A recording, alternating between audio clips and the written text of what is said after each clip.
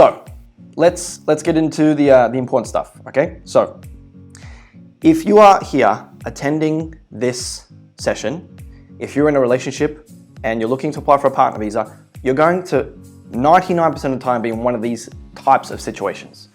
Situation one is where the applicant is onshore, obviously with the sponsor, with the Australian in most instances. There might be situations where for some reason the sponsor's overseas, maybe they're working, or maybe they've been locked out because they went to travel and visit family and for whatever reason they can't get back in. I don't want to talk about all hypotheticals. 99% of the time when we're talking about situation one, both the applicant and sponsor will be together. And hopefully they're implementing the suggestions and the advice that I covered last night in terms of strengthening the 4 aspects, cohabitating together if possible, pooling their finances, and getting their ducks in a row for an onshore application. Okay, so that situation is pretty clear-cut. They're looking to apply for an onshore subclass 820 combined with the 801, okay, the combined application. Situation 2 is if a couple are both offshore. Okay, so you and your partner live overseas. Now, typically, this type of couple or a couple in this situation will either look to apply for the offshore visa options, which will be the 309 or the prospective marriage visa. Those are the 2 available options. Or they may consider trying to come onshore and applying for the onshore 820 if possible, and we'll cover that in more detail next, okay? So you're both offshore, you're both living together, so you're probably able to accumulate good cohabitation documentation. You're probably pooling your finances to some degree because you're physically together. You're just not in Australia. Then we have situation 3, which I would say probably a lot of you attending tonight and attending this week find yourself in. It's where you are separated by distance. Okay, so typically this means that the Australian sponsor is in Australia, being an Australian permanent resident or citizen, and the visa applicant is overseas, in their home country or perhaps in another country where they may be working, but they're not physically with the Australian and the Australian isn't physically with the sponsor in that country. Now, typically, a couple in this situation will, same to situation 2, in that they will either apply for the offshore visa options, the 309 or the prospective marriage visa, or they may also try to find a way to come onshore and apply for an onshore 820.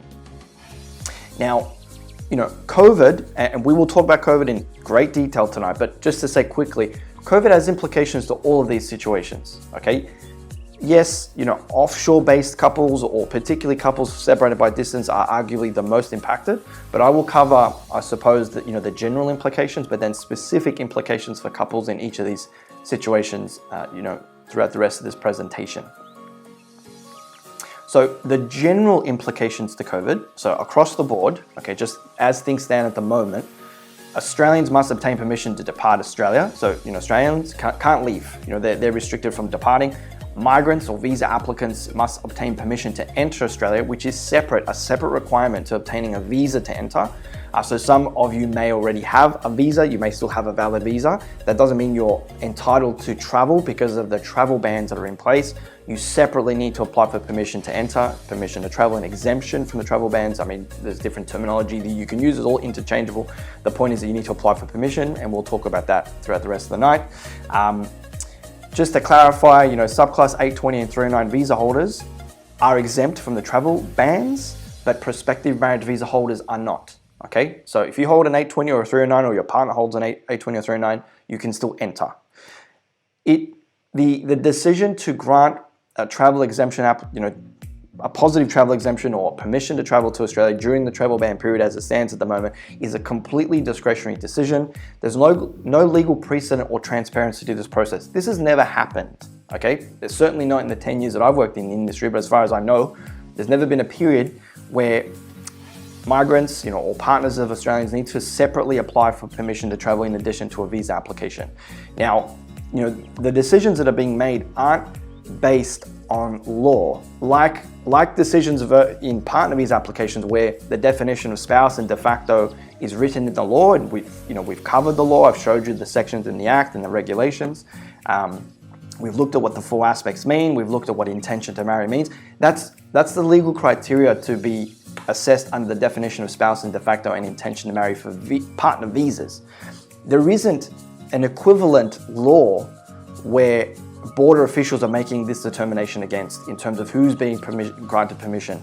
all we can really go off is very vaguely kind of worded guidance on that site there at the bottom, covid19.homeaffairs.gov.au, that just generally says that de facto partners and spouse of Australians or permanent residents and New Zealanders, should be exempt or will be exempt. But you still need to be able to prove your relationship. You still need to be able to prove either your de facto and your spouse, and it's still a discretionary decision.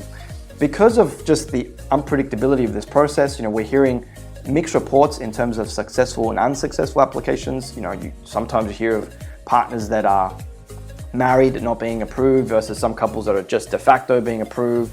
You hear of some couples that are pregnant and de facto not being approved, and you hear of some couples that are long-term relationships being approved. It's just a mixed bag of decisions because this has never happened. They don't have precedent. And like I said, this is unprecedented circumstances. There's also impacts to flight availability generally. So even if you are granted permission to travel, even if you have a valid visa, being able to secure flights that are affordable is, it's a separate issue. And just global movement generally, being able to travel from one country to another. Understand that other countries have their own procedures and limitations in place. Yes, there's a typo there. I'm not sure who it is, but someone keeps spotting my typos. There's a lot of text, guys, so forgive me if I spell a couple off. There's also quarantine requirements in terms of, particularly if you're entering Australia, that that you need to pay for if you're entering the country. So these are, let's say, the general implications that exist at the moment due to COVID. So let's, I suppose, break this down. Let's look specifically in terms of the types of situations and see and dive deeper in terms of what each couple needs to kind of consider depending on the situation they find themselves in. So situation one is applicants that are onshore, like I said, typically with their Australian sponsor. I just want to make sure that you guys can hear me. I just had a message that someone can't hear, so I'll stop talking until I just get confirmation that you guys can hear.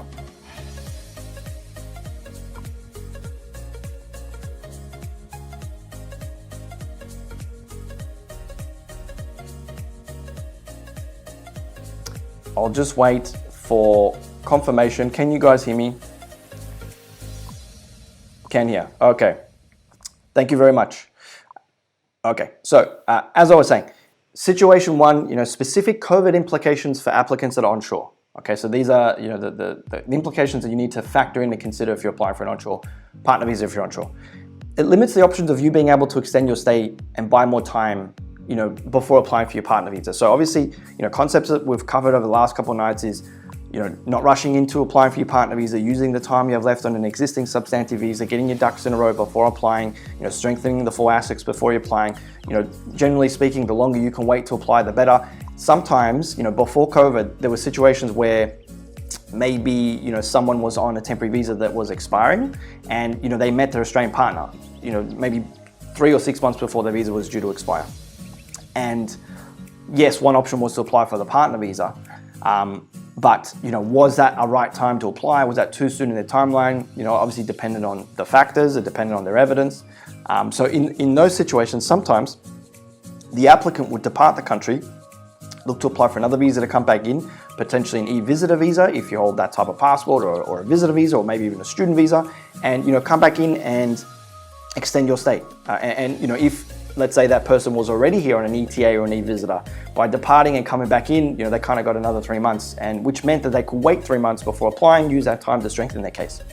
So what this point is trying to say is that because of the travel bans, the travel limitations, you can't really do that because you can't leave the country and be able to return safely. So that, I suppose, strategy in trying to buy time by departing and coming back in, at the moment is kind of on hold or extremely high risk and certainly not advisable in most scenarios. Also, let's say, after you've applied for the partner visa from onshore, yes, you get your bridging visa.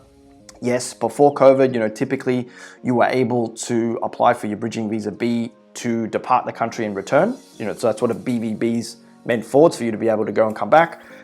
Problem is that the issue isn't necessarily about the BVB. The issue is about you being able to return. Because yes, you have a visa, which is the BVB, but you still also need to apply for permission to travel, for permission to enter, a travel exemption. and that is going to be discretionary and subjective and unpredictable. So understanding that, yes, you can apply onshore, but the whole process of getting BVBs and being able to go back home and visit family, that's all affected by COVID and the travel bans.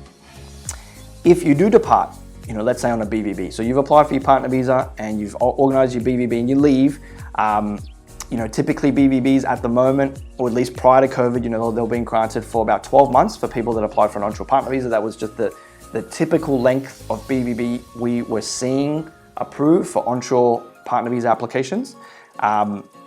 If you go on your BVB, then if there's any issue with you coming back in, and if your BVB expires whilst you're overseas, that's not a good situation, because you then don't have a visa to come back in, which is a separate issue to the travel ban. So let's say the travel bans are removed, but you're offshore and the BVB's expired. You need to find a way to come back in. So you need to apply for a visa to come back into the country. There isn't an official visa option to come back in just because you have a pending onshore partner visa. You're probably going to have to apply for a visitor visa, an ETA, or an e-visitor, depending on your passport. There's no guarantee that they're necessarily going to be approved. In some situations, that you start to increase the risk factor, and you need to be back onshore for that partner visa to be approved to you, because you applied onshore. An onshore partner visa, you must be onshore for the first stage to be approved. So there are risks in you departing, particularly if you can't come back in within the validity of the BVB. And I suppose just the other implication to onshore applications is, we have to anticipate impacts to processing and waiting times. Okay, it's just natural and logical to expect that the government internally will face complications in trying to maintain a steady workflow. Victorian cases are starting to increase in terms of COVID. New South Wales cases are starting to increase in terms of COVID. Who knows how long until they start closing offices again. Like any business that has to, that their staffing is impacted by COVID, will therefore have a flow-on effect on their ability to perform work. And that is what the Department of Home Affairs is. They're just a business. They have their staff, which is their case officers. So we have to anticipate, we don't yet know what the true long-term implications to processing times are, because we're not over COVID. We're still in the middle of COVID. I suppose you could call it the second wave at the moment. I'm not an expert, please don't quote me. But we're certainly starting to see things kind of pick back up generally. So understand the processing times. It remains to be seen exactly how they're impacted, but we have to, I suppose, think logically and expect that they're going to be impacted in one way or another. So some key points for those applying onshore, just to summarize the key points that everyone should really know. Your bridging visa A, as long as you apply for your partner visa whilst you still have your substantive visa, you will get your BVA. That's automatically issued to you. It has nil conditions, which means once it comes into effect, once your current visa expires, you will then go onto the BVA and you have full work rights from there. You have entitlement to Medicare from the moment you apply for your partner visa. You can just take your acknowledgement letter and obviously go to Medicare and organize your interim Medicare card. Like I said, you can typically apply for a bridging visa B. You just have to consider the travel bans, like I mentioned before. There's waiting times for both the first stage and second stage application. So although when you apply for the 820-801, it's a combined application, typically speaking, if it's less than 24 months when they decide the case, you're most likely going to be granted the temporary visa, which is going to be the 820. Then at some point, they're going to request additional information and documentation for your permanent. It's not a new application. There's no additional government fees, but you need to provide up-to-date relationship evidence. They'll typically request the stat deck from the sponsor to confirm that the relationship is still ongoing and there's still a commitment, etc. And then there's a waiting time for the permanent to be approved. So just factor in that there's often more than one period of waiting whilst waiting for the ultimate PR, the permanent version, the permanent second stage to be approved to. And like I said, you must be onshore for grant of the 820, not for the 801. Okay, so if you're already on an 820, or if your partner's approved the 820, let's just assume COVID is not a problem anymore, and you go overseas, the 801 can be approved to you whilst you're offshore. You don't have to be onshore for the 801 to be approved. And again, it's the second stage, you're not technically reapplying, but you do need to provide up-to-date relationship documentation and evidence.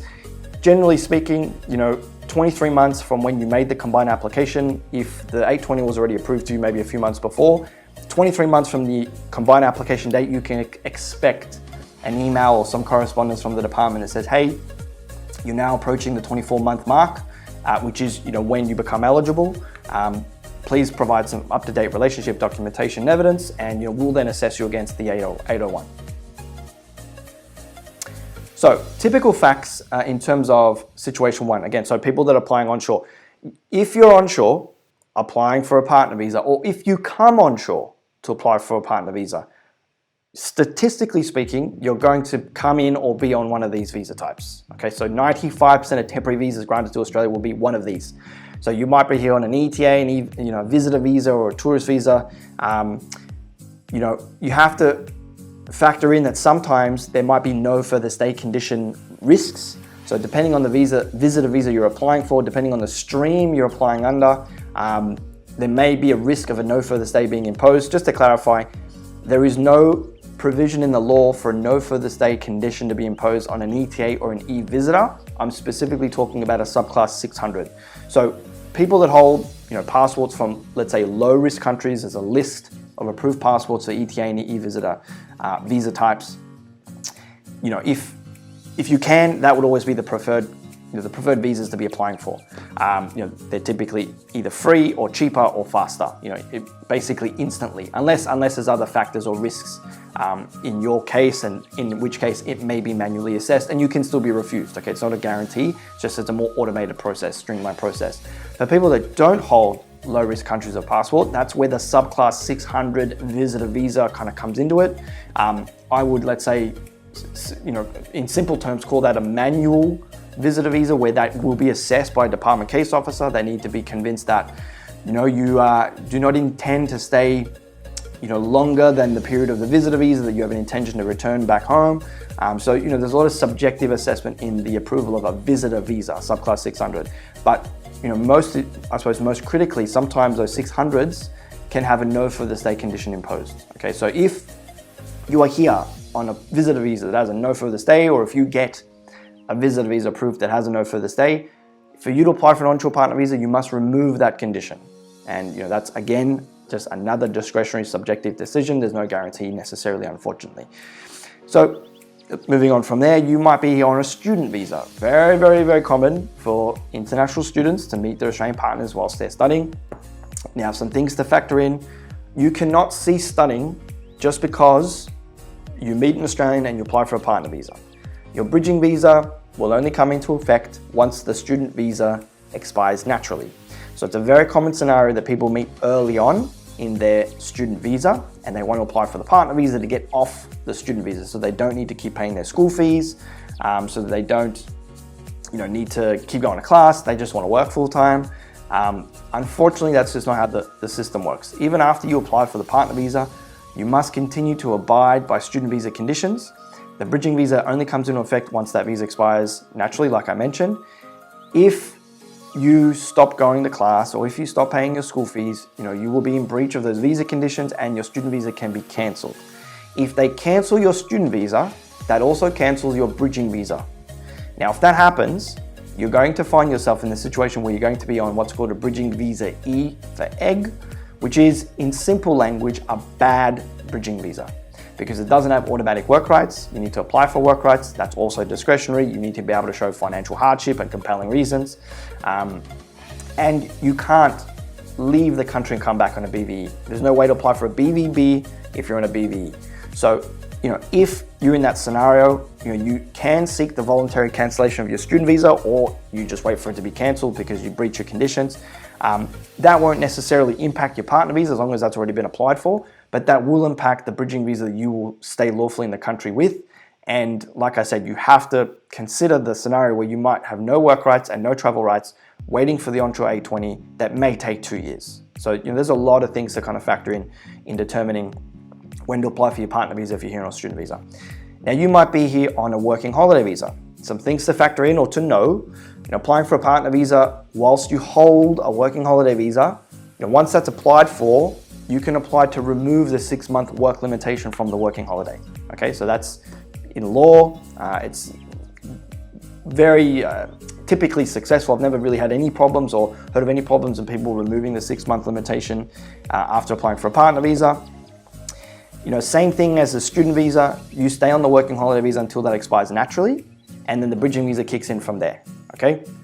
So, if you're in a working holiday visa, because you have full-time work rights, aside from the 6-month work limitation, because you can study if you want to study, because you can work, like I said, you don't have to work part-time, you don't have to study, you don't have to pay school fees.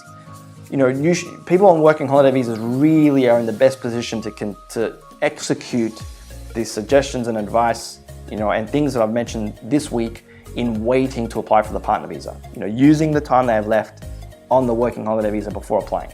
Because there really isn't, aside from the 6-month work limitation with an employer, often there really isn't any other pressing reason for them to apply for the partner visa, aside from just wanting it to be applied for. I'm not saying that you necessarily have to wait all the way until the end of your working holiday visa.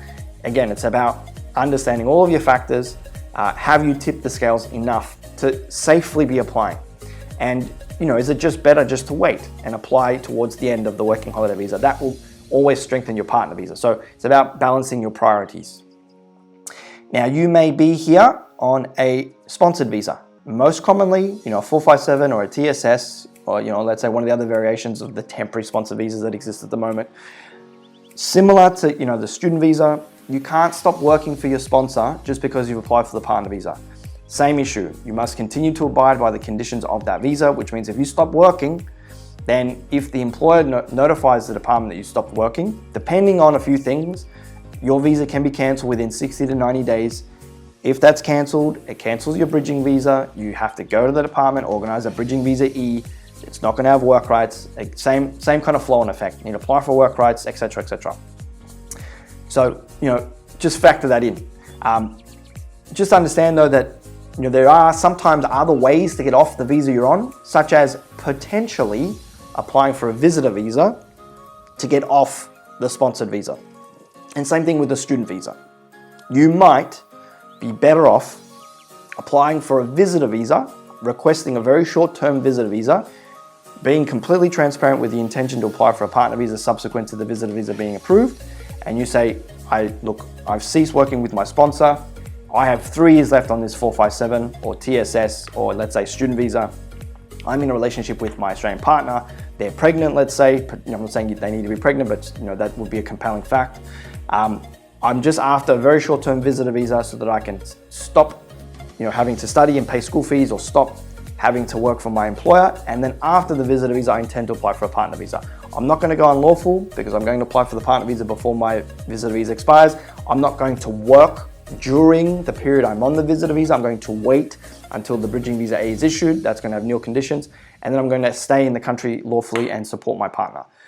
That is all theoretically possible. We have executed that strategy for many clients in the past. I'm not saying that's applicable in all scenarios, in everyone who has a student visa or everyone who has a sponsored visa. Just understand that is a possible option, okay? Lastly, you may be here on a graduate visa.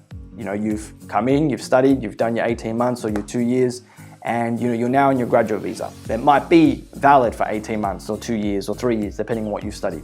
Now, typically, people that are here on graduate visas kind of initially probably had GSM aspirations or looking to apply for general school migration visa through the points test, but they very soon realized just how competitive and difficult it is to qualify. Now, if you have a pending EOI, let's say you've submitted your EOI for 189 or 190 or whatever it may be, you can still apply for a partner visa. Now, there's nothing that stops you from applying for a partner visa just because you had started the process of going down the GSM route. Equally, even if you have applied for your 189 or 190, you can still apply for a partner visa. There's no issue in having 2 pending applications. They're not contradictory. You would have to be careful to make sure that you're declaring kind of relationship details across the 2, so there's no inconsistencies, but technically speaking, there's no problems having 2 pending applications. And same thing, you will stay on the 485 until that expires naturally. Then you go onto the bridging visa for the partner visa you've applied for. Just similar to the working holiday visa holders, consider the time you have left on your graduate visa.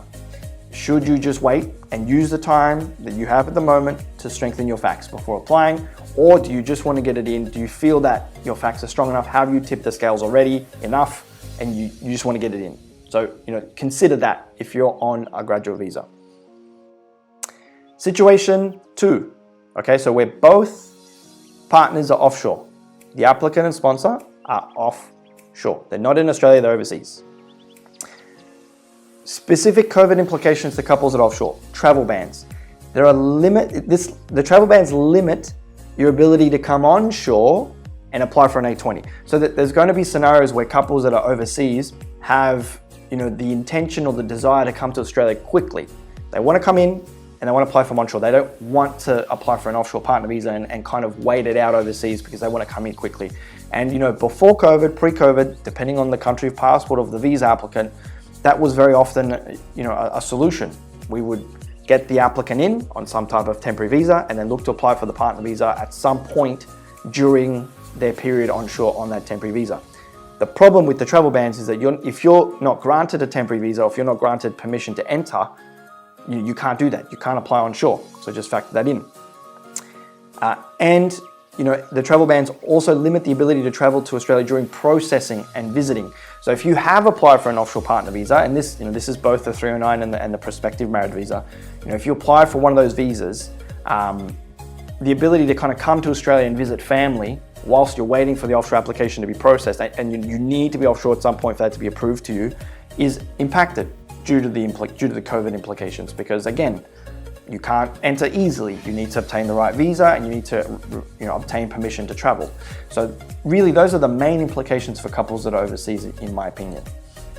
So if you're in that situation, like I said, there's a couple of options. Option A is to come to Australia and apply onshore, which would in effect convert you to situation 1. So situation 1, like I said, is when you're both onshore, right? So you're offshore. Your first option is to convert that to situation 1 where you're both onshore.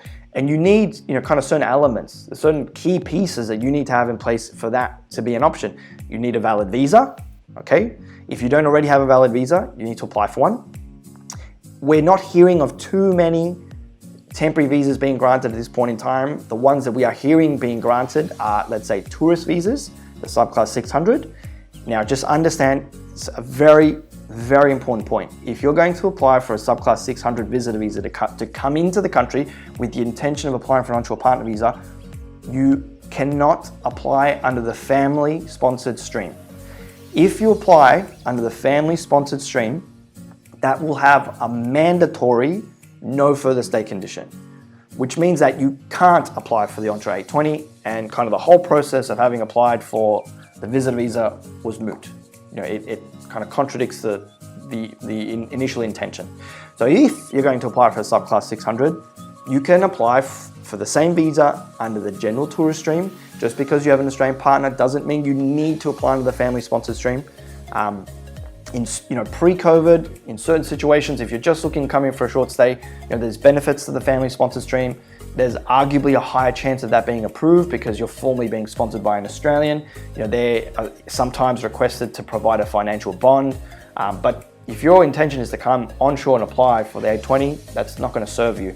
So you need to apply under the general tourist stream or the business stream if you have valid reasons to apply under the business stream. And kind of hope that a no further stay isn't imposed, because under the general tourist stream, it's discretionary. The no further stay is discretionary. There's no way to know if they're going to impose it or not. All you can do is really try. Up until very recently, we weren't hearing of any e-visitor visa applications being granted during this period. Very, very recently, we're hearing a bit of movement in terms of industry news and keeping track of how other colleagues and agencies are kind of going. Obviously, I have a lot of friends that work in the industry, so I speak to a lot of people. We're hearing e-visitors, some of them moving at the moment. We're hearing the ETAs are not. So ETAs are not being processed. E-visitors, potentially. Tourist visas, yes, okay? But they still need to be approved. There's no guarantee. Even if you have a valid visa, or even if one of them get approved to you, you separately need to obtain a travel exemption. Now, earlier this week, I believe, or maybe towards the end of last week, the government changed the process of applying for a travel exemption.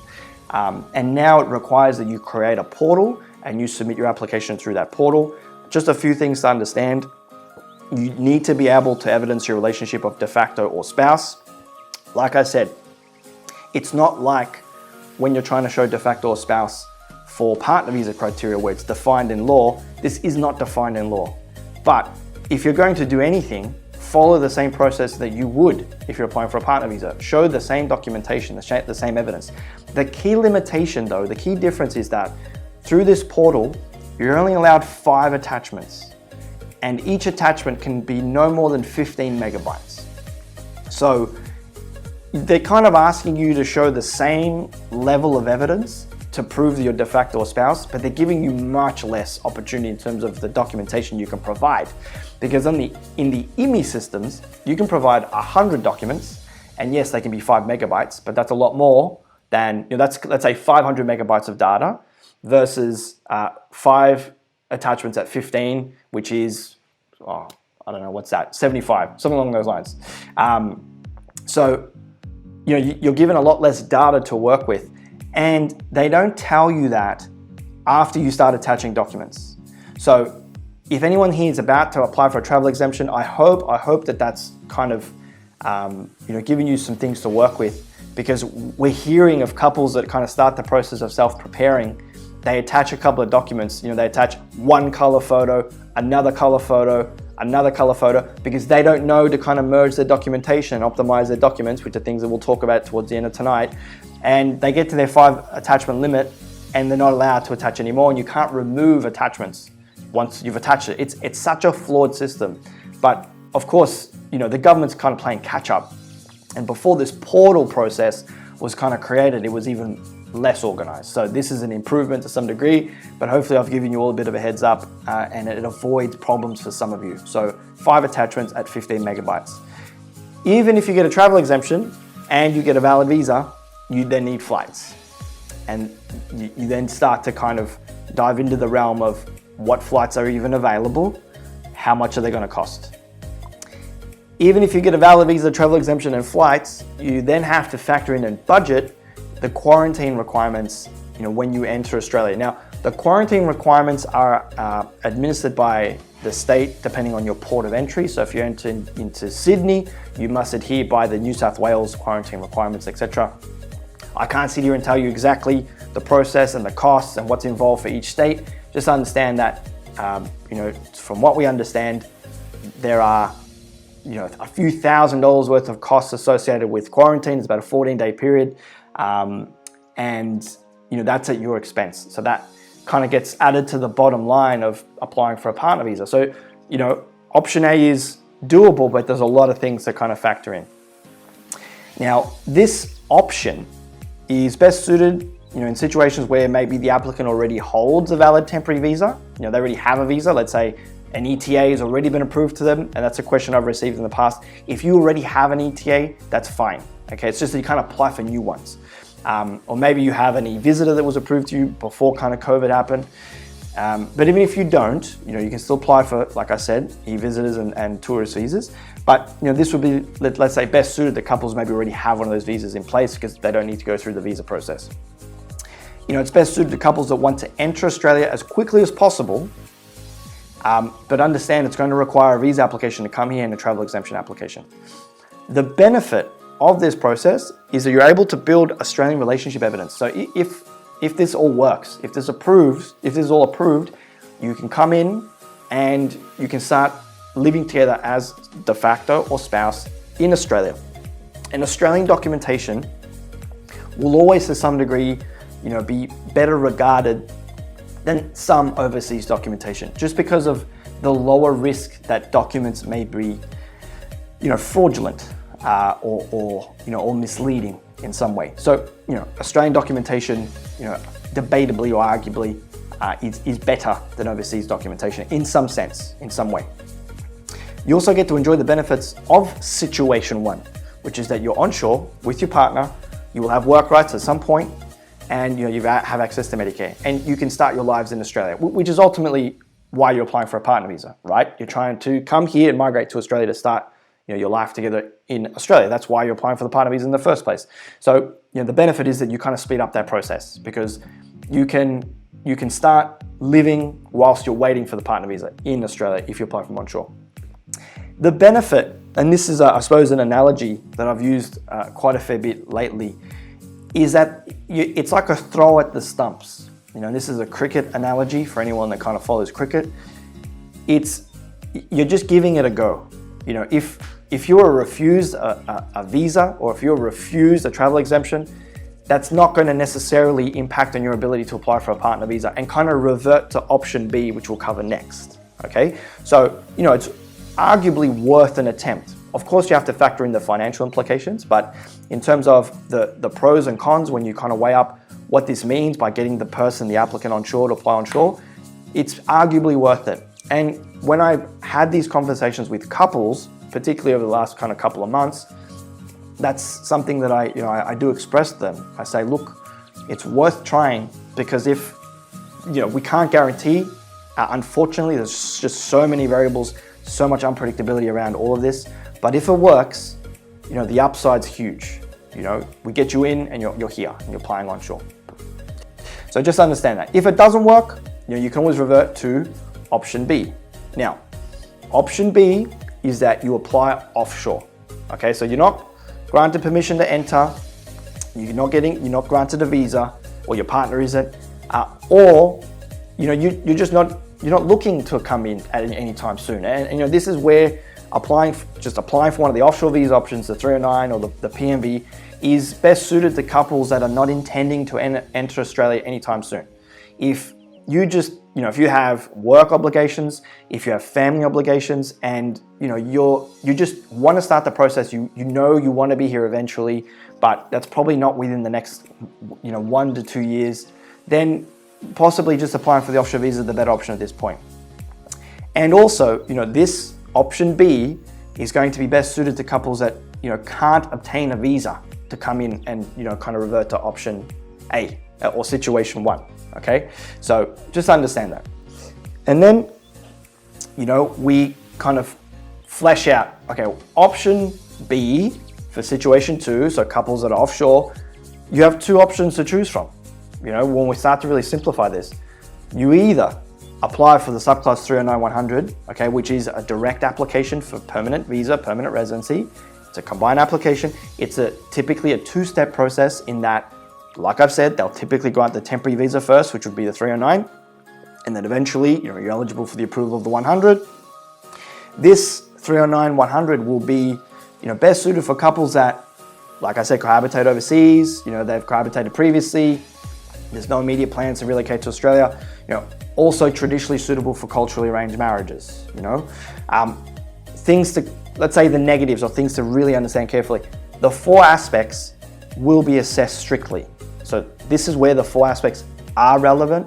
It is relevant to the criteria. The definition of spouse and de facto must be satisfied for the 309-100. So if you're both overseas, if you're both offshore, which is what situation 2 is when both the applicant and sponsor are overseas, and you're applying for the 309-100, the 4 aspects are relevant, okay? You also have to kind of weigh up the processing times.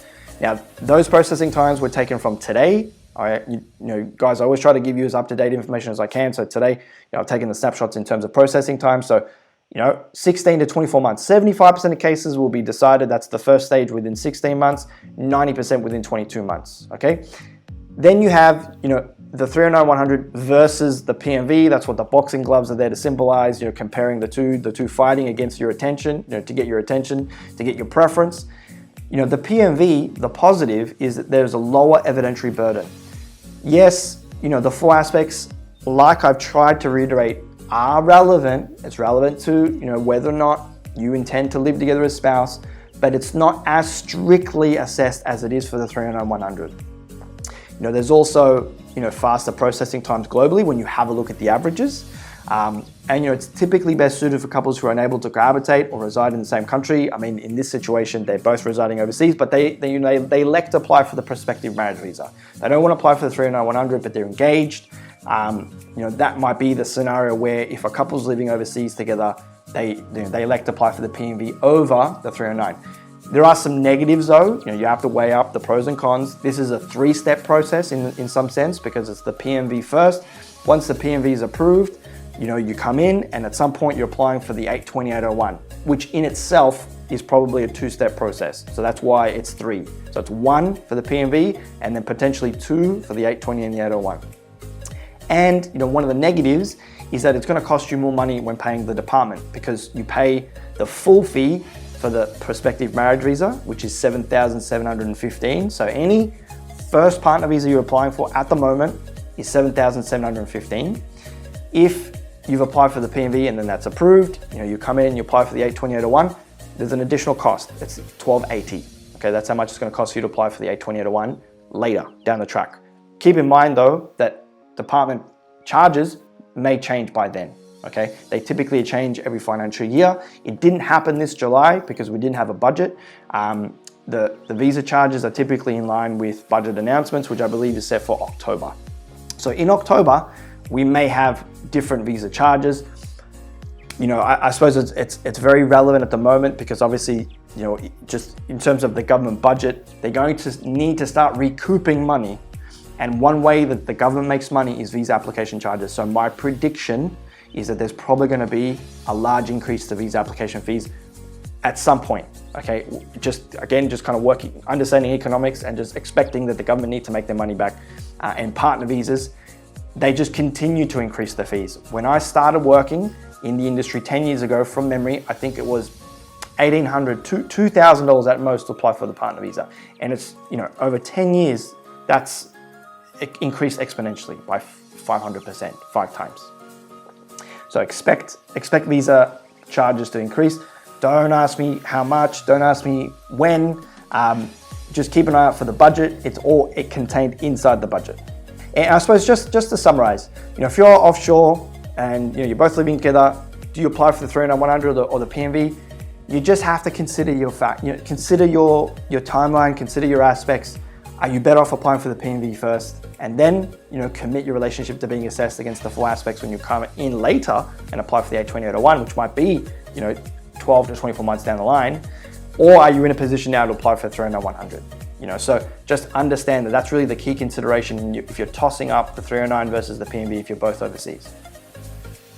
Situation 3, separated by distance. Okay, and this is, again, typically where the applicant is overseas, most commonly in their home country, and the sponsor is in Australia, okay, being the Australian, being the permanent resident. So, option A for situation 3 is the same as option A for situation 2, in that you're trying to convert your situation to situation 1, which is where you're both onshore. So it's the same considerations. So I don't want to kind of repeat myself too much because there's a lot to cover, but just suffice to say that one option for you, if you're currently separated by distance, is to give it a go, have a throw at the stumps, see if you can get a valid visa, travel exemption and flights to come into the country and apply from onshore, okay? That's the first option for couples that are physically separated. The key, I suppose that the key difference there, I'll just say quickly, between couples that are both overseas versus a couple that is separated is that, particularly for, let's say, the travel exemption application, you may face a greater difficulty in proving your spouse or de facto relationship because you're not together, because you're not physically living together. Now, that is unfortunately just, that is just fact. That is just going to be the scenario for a lot of couples that are physically separated. Not everyone. I'm not saying that you can't get a travel exemption if you're not living together, if you're not physically together, if you're separated by distance, but there will be limitations and implications in what you can collect because you're not together. Therefore, you may face greater difficulty in being assessed as the de facto or spouse or partner of an Australian permanent resident or citizen, because you're not together. But, forgetting that for a moment, like I said, it's arguably still worth a go, worth a throw at the stumps. If it works, you've converted the situation. You're no longer situation 3. You're no longer physically separated. You're both going to be in Australia. Option B, for situation 3 is, you've maybe tried to come, you've tried to apply for your travel exemption, or you've tried to apply for the visas and they've been refused. Maybe you've tried a few times, and that's just another point that I'll make. You can try multiple times. There's no limit. And I have heard of couples being refused twice and then approved on the 3rd time. So again, it's worth a throw at the stumps. I'm going to keep using that analogy. So option B is that if you can't come in, so you're unable to secure a visa or travel exemption, then you're applying from offshore. That's the remaining option. You're applying for the 309 or the 100. Also, in situation 3, where couples are physically separated by distance, if the applicant is not intending to enter Australia anytime soon, then you're applying offshore. That's most logically going to be the best option for you, because you don't need to come. You're not looking to come anytime soon. You don't want to travel because of COVID. Maybe you've got young children from a previous relationship. It's not worth coming at the moment, but you want to be here at some point. Well, if that's your scenario, if you're physically separate by your Australian partner, but there's no urgency for you to come to Australia, then maybe just applying from offshore is going to be the best option at the moment. I'll also say that this option may be best suited where, let's say, the Australian is willing to move overseas to be with the applicant until the visa is approved. Okay, so that's, I suppose, another option or another factor where this may be best suited. This option may be best suited. And again, if you're separated by distance, the reality is, if you're going to go with option B and apply from offshore, it's the same facts, guys. You're still the same two options, the same considerations. The key difference with situation 2 is that because you're physically separated, like I said, that will place limitations, or likely place limitations, in you being able to collect the supporting documentation to evidence the full aspects if you're looking to apply for the 309-100. So if that is your situation, is a PMV the safer option, understanding that the evidentiary burden is lower, it's about showing the intention to marry, and in fact, the PMV really have that kind of key differentiating fact that you can use the entire processing time to prove your intention to marry, because it's time of decision assessment, not time of application, like the 309-100, where they assess you at the time of application. So, that really is the situation. That's this option. You need to choose between the two appropriate visas. Aside from this, and this, particularly applies for situation 2 and 3, you just elect not to do anything. That's the remaining option. You just elect to wait. You wait it out because there's just so much uncertainty around how long the border is going to remain closed for. You just prefer just to keep things on hold, and then you choose to apply at some point in future. Then you go deciding which option you want to go with. That is really the remaining final option. I unfortunately don't have anything else to kind of add in terms of options, because realistically, there really isn't. Those are the options depending on your 3 situations. So, I suppose kind of flowing on from that's quite a heavy topic. I'll kind of cut to the camera just to be as personal as I can. That really is probably one of the most relevant kind of segments that we will cover in this week, given that, like you've seen, COVID has implications to all couples, but particularly situation 2 and 3, and arguably situation 3, is the hardest hit. Couples that are physically separated, and they have to make these decisions. Do they wait? Do they, have a throw at the stumps and try to come on shore? Or do they decide and commit to the offshore application process? I can't give you a blanket answer in terms of which of those 3 options is best suited to your facts. It's just impossible. It depends on so many variables. But I hope that kind of alleviates any confusion, and that in some sense it gives you a bit of clarity and comfort in knowing that those are our options at the moment. We now have the information and we're empowered with that. And now it's just up to us to decide what to do, or of course, engage a professional to help you with that process and to help you with that decision-making process. So I hope in some way that's helped everyone, irrespective of whether you're situation 1, 2, and 3.